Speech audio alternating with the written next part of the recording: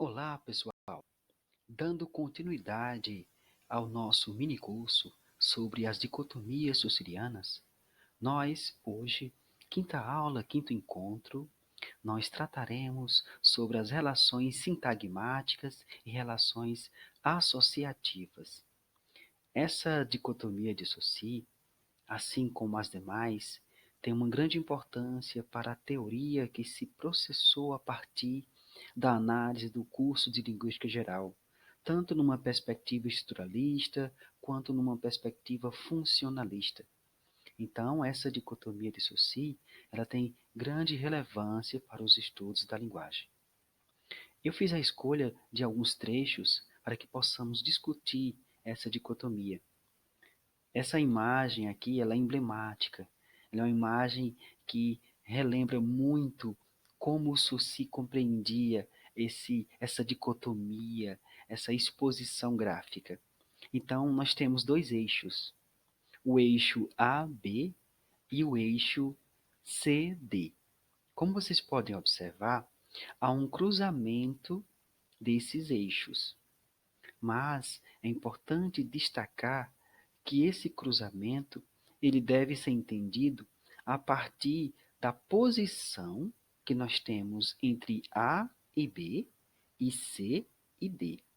Para que a gente possa entender isso com mais facilidade, vamos fazer a leitura aqui de dois que estão em destaque. O primeiro é que o eixo das simultaneidades, ou seja, AB, concernente às relações entre coisas coexistentes, de onde toda intervenção do tempo se exclui. O que isso significa? Partindo do pressuposto que Saussure se dedicava ao estudo da linguagem numa abordagem sincrônica, quando ele diz que as relações entre coisas coexistentes, significa que nós temos uma cadeia de sintagmas que são colocados um após o outro, um após o outro. Por exemplo, se pensarmos numa oração, Maria foi ao cinema ontem. Então, nós temos Maria foi ao cinema ontem. Nós temos uma sequência e essa sequência ela acontece numa perspectiva sincrônica, e essa perspectiva sincrônica nos mostra que cada sintagma e cada elemento da estrutura, cada elemento da língua, está numa ordem. E essa ordem é progressiva. Daí ser um eixo AB em linha reta. Em relação ao segundo eixo, e aí ele diz que é o eixo das sucessões, sobre o qual não se pode considerar mais que uma coisa por vez, mas onde estão situadas todas as coisas do primeiro eixo com suas respectivas transformações. Percebam que o Saussure coloca nessa imagem o C em cima e o D embaixo, porque você pode ir fazendo escolhas. Por exemplo, quando eu disse Maria foi ao cinema ontem, eu poderia trocar Maria por Francisca, Maria por Patrícia, Maria por Márcia e assim por diante. Mas é importante destacar que numa estrutura como essa, eu não posso utilizar Maria, Patrícia simultaneamente na mesma posição. Então, a posição CD ela exige que somente um elemento seja posto por vez. E quando eu digo foi ao cinema ontem, por exemplo, eu posso tirar o ontem e colocar foi ao cinema no mês passado, foi ao cinema no ano passado, foi ao cinema agora há pouco. E sempre que eu faço essas escolhas, eu tenho que fazer uma única escolha por vez. E se eu tirar, por exemplo, o verbo foi ao cinema, tirar esse verbo foi, eu poderia trocar, por exemplo, Maria irá ao cinema amanhã. Maria esteve no cinema ontem. Maria estará no cinema logo mais. Então, sempre que eu faço uma escolha, segundo a perspectiva de Saussure, eu só posso retirar um elemento e substituir esse elemento por outro elemento. Mas isso não pode acontecer ao mesmo tempo. E aí você pode perguntar, mas se eu disser Maria e Pedro foram ao cinema? Bem, você está colocando Maria de um lado e Pedro do outro. E não na mesma posição. Tanto é que eu posso trocar Maria e Pedro foram ao cinema por Carlos e Eduardo. Os amigos foram, os amigos saíram. Então é o seguinte, eu posso fazer alterações na estrutura A, B. Eu posso fazer isso. Mas quando eu falo sobre os elementos, e esses elementos especificamente, eu não posso fazer trocas que não sejam um elemento por vez. Então, a estrutura AB é diferente das escolhas C, D. Dando continuidade, nós passaremos agora ao capítulo propriamente dito do curso de Linguística Geral, porque aquele é apenas um trechinho que está anterior ao capítulo 5, Relações Sintagmáticas e Relações Associativas. Mas aquele trecho é muito importante porque ele retoma a discussão que é apresentado neste capítulo. Então, assim, pois, num estado de língua, tudo se baseia em relações. Como funcionam elas? Porque para o Saussure é muito importante a ideia de sistema. Tudo para ele, nesse sistema, é baseado em relações. Relações associativas, relações de conexão, relação entre os elementos que compõem a estrutura.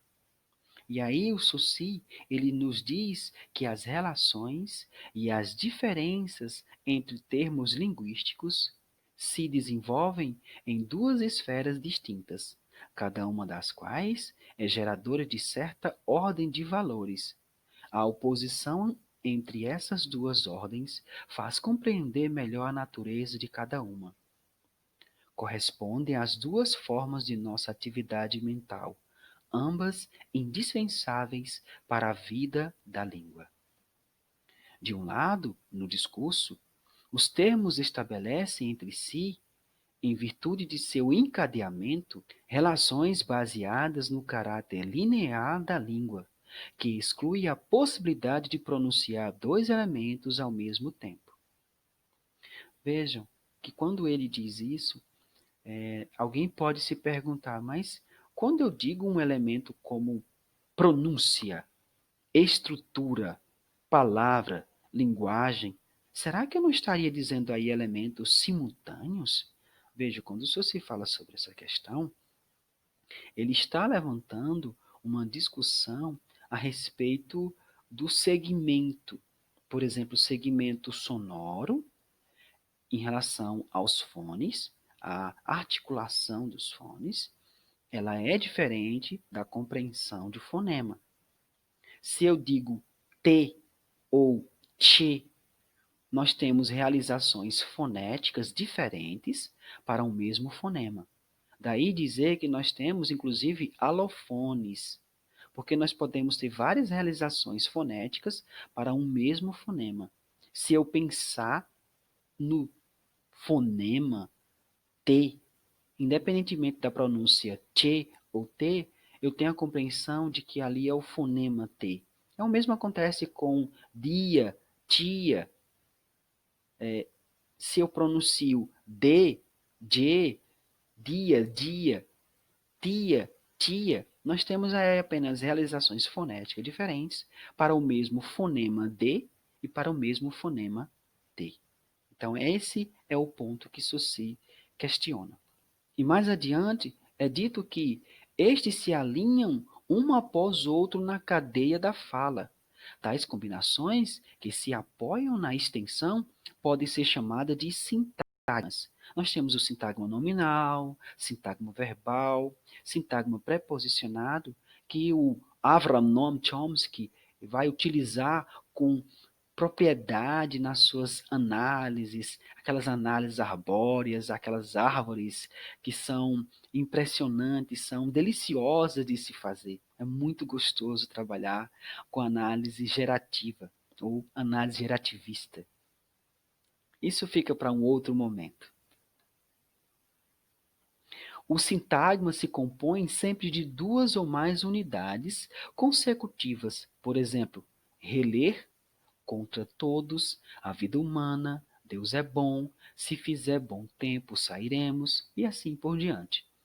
Colocado no sintagma, um termo só adquire seu valor porque se opõe ao que o precede ou ao que o sucede, ou a ambos. Então, o Suci vai dizer que, por exemplo, um sintagma a casa, essa relação entre a e casa é uma relação que permite a compreensão dos dois elementos, e nós temos aí um sintagma nominal, em que nós temos um artigo que determina um nome. Mais adiante, nós temos o seguinte, que isso aqui vale muito a pena ser destacado. Por outro lado, fora do discurso, as palavras que oferecem algo de comum se associam na memória, e assim se formam grupos dentro dos quais imperam relações muito diversas. E aí ele faz uma série de apresentações de exemplos em língua francesa, mas nós podemos aqui pensar em exemplos em nossa língua portuguesa. Por exemplo, quando você diz, eu moro em uma casa, você pode trocar essa palavra casa por lar, residência, apartamento. Então você pode fazer uma sequência de escolhas para aquele local aonde você vive. Então podem ser escolhas afetivas. Eu moro em uma casinha, eu moro em um casebre, eu moro em um casarão, eu moro em um lar. Então você pode fazer escolhas que podem ser escolhas pragmáticas e assim por diante.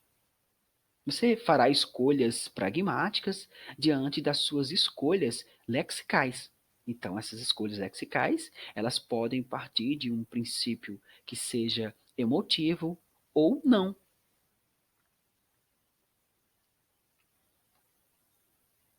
Mais adiante, temos um trechinho aqui que ele diz que vê-se que essas coordenações são de uma espécie bem diferente das primeiras. Então, na relação progressiva, nós temos a escolha, mas apenas da posição dos elementos. Mas numa relação de escolha de troca, nós temos uma diferença, porque a troca só pode acontecer um elemento por vez, mas uma relação de cadeia, ela continua numa progressão. E aí o Suci usa uma expressão que ela se tornou muito famosa, não só porque o Suci o disse, mas pela relação metafórica que isso revela. Quando ele diz que elas não têm por base a extensão, sua sede está no cérebro. Elas fazem parte desse tesouro interior que constitui a língua de cada indivíduo. Chamá-las-emos relações associativas.